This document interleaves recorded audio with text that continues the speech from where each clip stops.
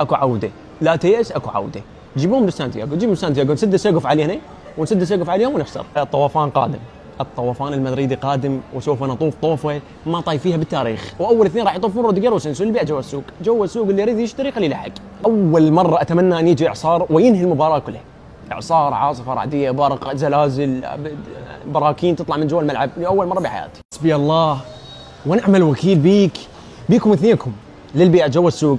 مدافعين اثنين بس مقمطين، واحد معوق وواحد مقمط، واكبر فريق بالعالم، اكبر فريق بالعالم، اي اخطاء دفاعيه باول 10 دقائق ويستقبل اثنين يموت ينتهي.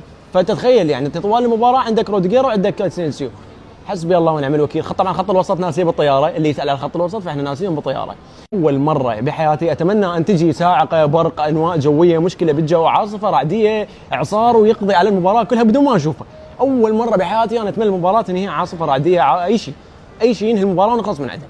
انا اكثر واحد فقر بالكوكب، يعني انا من توقعت اللعبه، يعني خسرنا، سوينا اخطاء دفاعيه، تهزيء، ضحك.